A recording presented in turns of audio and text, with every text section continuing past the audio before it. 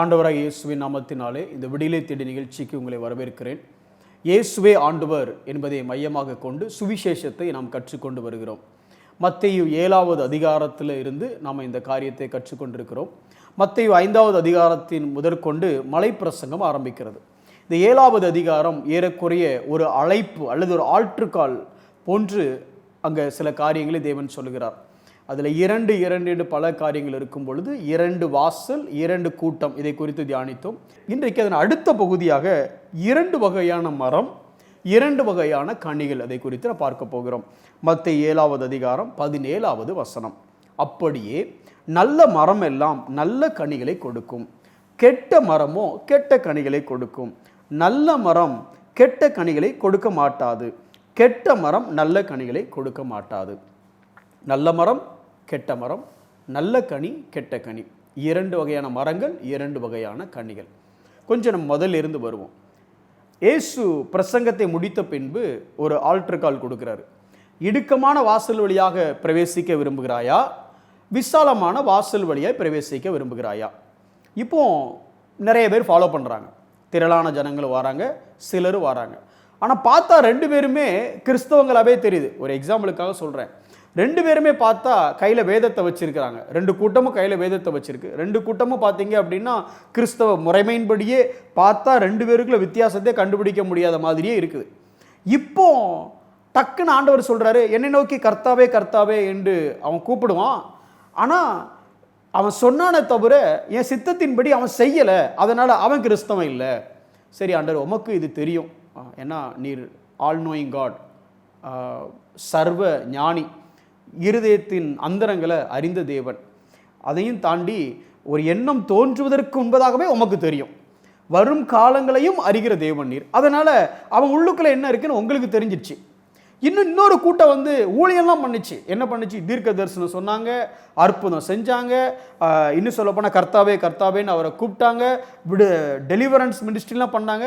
அவங்கள பார்த்துட்டு சொல்லிட்டீங்க நீங்கள் டக்குண்டு, நீ ஏன் ஆளே கிடையாது, உன்னை எனக்கு தெரியவே தெரியாது, இன்னும் சொல்ல போனால் நீ அவன் ஆள், அக்கிரமக்காரன், விக்கெட் ஒன், லாலஸ் ஒன், அவனோட சேர்ந்தவனின்னு சொல்லிட்டீங்க.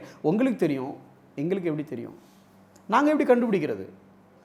அவங்க தீர்க்க தரிசனம் சொன்னதுனால கண்டுபிடிக்கவா, அற்புதம் செஞ்சதுனால ஏற்றுக்கவா, இல்லைன்னா அவங்க டெலிவரன்ஸ் மினிஸ்ட்ரி பண்ணதுனால ஏற்றுக்கவா, இல்லை உம்மை பார்த்து கர்த்தாவே கர்த்தாவே ஒரு தடவை இல்லை, கர்த்தாவே கர்த்தாவேனா மோர் எம்பசிஸ், அதிக அழுத்தம் கொடுத்து 2 தடவை அப்படி திரும்பின்னு சொல்லும் பொழுது மோர் எம்பசிஸ், இன்னும் உண்மையாக கூப்பிடுற மாதிரி கூப்பிடுறாங்களே, நாங்கள் அவங்கள எப்படி ஃபாலோ பண்ணுறது? உங்களுக்கு தெரிஞ்சிருக்கு, எங்களுக்கு எப்படி தெரியும் அப்படின்னா, இந்த வாசல் வழியாய் வந்தவன், இடுக்கமான வாசல் வழியாய் வந்தவன் எப்படி இருப்பான், விசாலமான வாசல் வழியே வந்தவன் எப்படி இருப்பாங்கிறத குறித்து, இந்த உலகத்தில் வாழும் பொழுது எப்படி இருப்பாங்கிறத குறித்து அடுத்த ஒரு காரியத்தை சொல்கிறார். அதுதான் இந்த மரம் கனி. வாசல்ங்கிறது என்ட்ரி, உள்ளே வந்தாச்சு. உள்ளே வந்ததில் எது ஒரிஜினல் எது டூப்ளிகேட்டு அவர் கண்டுபிடிச்சிருவார், பிரச்சனை இல்லை. நாம் எப்படி கண்டுபிடிக்கிறது?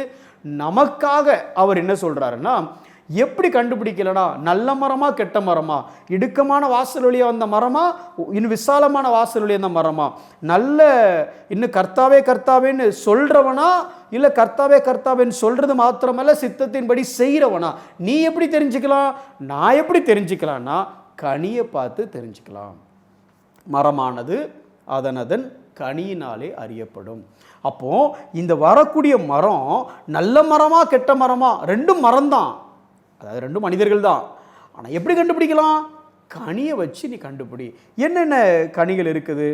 கொஞ்சம் வேதத்திலிருந்து ஒரு சில காரியங்களை மட்டும் நான் சொல்கிறேன் பாருங்களேன். கனி அப்படின்னு சொல்லும் பொழுது நமக்கு எல்லாருக்குமே தெரியும்ல. கலாத்தியர் 5வது அதிகாரம் 22வது வசனத்திலிருந்து பார்க்கும் பொழுது, அன்பு, சந்தோஷம், சமாதானம், நீடிய பொறுமை, தயவு, நற்குணம், விசுவாசம், சாந்தம், இச்சையடக்கம் அப்படின்னு சொல்லிட்டு, இப்படிப்பட்டவைகளுக்கு விரோதமான பிரமாணம் ஒன்றும் இல்லை அப்படின்னா, இதையும் தாண்டி இதுக்கு எதிராக சொல்லக்கூடிய லா, ஸ்ட்ராட்டிடியூட்ஸ், கமாண்ட்மெண்ட்ஸ் எதுவுமே இல்லை அப்படின்னா ரொம்ப சிம்பிள். ஒருத்தர் எல்லா பிரமாணத்தையும் ஃபாலோ பண்ணிட்டான் அப்படிங்கிறது எப்படி தெரிஞ்சுக்கலாம்? இந்த ஆவியின் கனி அவனுக்குள்ள இருந்தாலே பிரமாணத்தை பற்றி அவன்கிட்ட பேச வேண்டிய அவசியமே இல்லை. ஏன்னா எல்லாமே விளைய ஆரம்பிச்சிடுச்சு, மரம் கனி கொடுக்க ஆரம்பிச்சிடுச்சு. ஒரு வசனத்தை சொல்கிறேன் பாருங்களேன். ரோமர் 8வது அதிகாரம் 4வது வசனம் எப்படி சொல்லுதுன்னா, ஒருவன் தேவ ஆவியினால் நடத்தப்பட்டு மாம்சத்தினால் நடத்தப்படலைன்னா அவன் பிரமாணத்தை நிறைவேற்றுறான் அப்படின்னு சொல்லுது. ஃபுல்ஃபில்லிங் த லா அப்படின்னு சொல்லுது. இப்போ ஒருத்தர் ஆவியினால் நடத்தப்பட்டால் மாத்திரம்தான், பரிசுத்த ஆவியானவரால் நடத்தப்பட்டால் மாத்திரமே ஆவியினால் உண்டாகிற கனியை அவன் கொடுக்க முடியும். அப்போ இந்த கனி இருக்குதா இல்லையாங்கிறத வச்சு நம்ம ஒன்று தெரிஞ்சுக்கலாம்.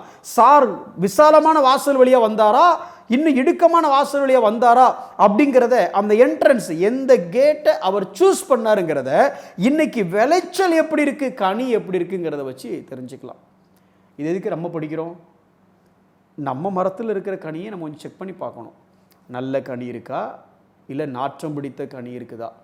நல்ல கனி இருந்துச்சுன்னா நம்ம இடுக்கமான வாசல் வழியாக தான் வந்தோம், கவலைப்பட வேண்டிய அவசியமே இல்லை.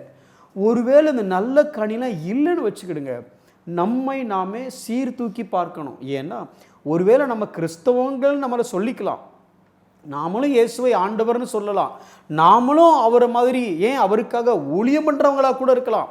நாம் பண்ணின ஊழியமோ, நாம் பண்ணின ஜெபமோ, நாம் நடத்தின விடுதலை கூட்டமோ, விடுதலை ஆராதனை கூட்டமோ, இல்லை நாம் அட்டன் பண்ண ஃபாஸ்டிங் ப்ரேயரோ சாட்சி இல்லை. எதுக்கு சாட்சி? நாம் அவருடைய பிள்ளைங்கிறதுக்கு, அல்லது இடுக்கமான வாசல் வழியாக வந்தோங்கிறதுக்கு. இடுக்கமான வாசல் வழியாக வந்தோங்கிறத எப்படி நம்மளும் தெரிஞ்சுக்கலாம், மற்றவங்களும் தெரிஞ்சுப்பாங்க அப்படின்னா, கனி கொடுக்கிற மரமாக இருக்கிறோமா? இந்த ஆவியான நமக்குள்ளே வரும் பொழுது இந்த கனிகளை நம் வழியாக அவர் கொடுக்கிறாரா, அல்லது சொல்லப்போனால் இந்த கனிகள் நம் மூலமாக அறியப்படுகிறதா? இந்த மரம் எப்படி அறியப்படுனா கனியினால. இந்த 9 கனிகளை குறித்து பார்த்தோம். இதையும் தாண்டி வேதத்தில் ஒரு சில கனியை பார்க்கலாம். எபிரேயர் 13வது அதிகாரம் 15வது வசனம் சொல்லுது, அவருடைய நாமத்தை துதிக்கும் உதடுகளின் கனியாகிய. ஆண்டவரை துதித்துக்கிட்டு இருக்க பழக்கமே இருக்கா, இல்லை புலம்பிக்கிட்டே இருக்கிறோமா? ஆண்டவர் செய்கிற காரியங்கள், இன்னும் சொல்லப்போனால் நாம் ஜெபித்து கிடைத்த காரியங்களுக்காக துதிப்பது எளிது. நாம் ஜெபிக்காமல் கிடைத்த காரியங்களை எல்லாம் லிஸ்ட் போட்டு பார்த்தோம்னா அது பெரிய லிஸ்ட்டாக இருக்கும். ஆண்டவரே எனக்கு வேலை கிடைக்கணுங்கிறதுக்காக ஜெபம் பண்ணோம், இன்னைக்கு வேலை கிடைச்சிடுச்சு, ஆண்டவரே இந்த வேலைக்காக உங்களுக்கு கோடி ஸ்தோத்திரங்கிறோம். ஆனால் இன்னைக்கு உங்கள் இருதயம் துடிக்கணுங்கிறதுக்காக நீங்கள் ஜெபம் பண்ணவே இல்லை, ஆனால் இருதயம் துடிக்குது. இன்னைக்கு நாசியில் சுவாசம் இருக்கணுங்கிறதுக்காக நீங்கள் ஜெபம் பண்ணலை, ஆனால் நாசியில் சுவாசம் இருக்குது. இந்த காற்றை கொடுத்தது தேவன், நமது சரீரத்தின் பலத்தை கொடுத்தது தேவன், ஒளியை கொடுத்தது தேவன். நாம் அனுபவிக்கிற சகல நன்மைகளும், நன்மையான எந்த ஈவாக இருந்தாலும் அது அவற்றிலிருந்து வந்துச்சு. இதற்காகவும் துதிக்கிறவர்களாக நாம் இருக்கிறோமா? இல்லை, எனக்கு இது இல்லை, அது இல்லை, இன்னும் கிடைக்கல. பவுல் சொல்றாரு, மனரம்மியமாக இருக்க கற்றுக்கொண்டேன், போதும் என்கிற மனதோடு இருக்க கற்றுக்கொண்டேன். சிறைச்சாலையில் உட்கார்ந்துக்கிட்டு வெளியில் இருக்கிற சபைக்கு சொல்றாரு, களிகூறு, சந்தோஷமா இருங்கள் என்று மறுபடியும் உங்களுக்கு சொல்கிறார் அப்படின்னு அர்த்தம். அங்க இருந்து துதிக்கிறாரு. கால்களில் இன்னும் சொல்ல போனா அடிக்கப்பட்டு சங்கிலிகளால் கட்டப்பட்டு தொழுமரத்தில் தொங்கும்போது கூட துதிக்கிறாரு. அந்த உதடுகளின் கனி உங்ககிட்ட இருக்கா? அப்படி இருந்துச்சுன்னா நீங்க விசாலமான வாசல்ல இடுக்கமான வாசல் வழியா வந்தவங்க. அப்படி இல்லைன்னா ஒருவேளை விசாலமான வாசலில் வந்திருக்க வாய்ப்பு இருக்குது, செக் பண்ணுங்க. அது மாத்திரம் கனிகள் இல்லை. ரோமர் 6வது அதிகாரம் 22வது வசனம் சொல்லுது, பரிசுத்தமாகுதல், அதனால் கிடைக்கும் பலன். பலன்னா அவுட்கம், ரிவார்ட். இன்னைக்கு பரிசுத்தமாயிட்டே இருக்கிறீங்களா? நேற்றை கம்பேர் பண்ணும்போது நாளொரு வண்ணம் பொழுதொரு மேனி இயேசுவின் சாயலாக வாழ்க்கை மாறிக்கொண்டிருக்கிறதா? அது கனியுள்ள ஜீவியம். கொலேசியர் 1வது அதிகாரம் 10வது வசனம் சொல்லுகிறது, நற்கிரியைகளாகிய கனி. உங்க மூலமா நற்கிரியை நடக்கிறதா?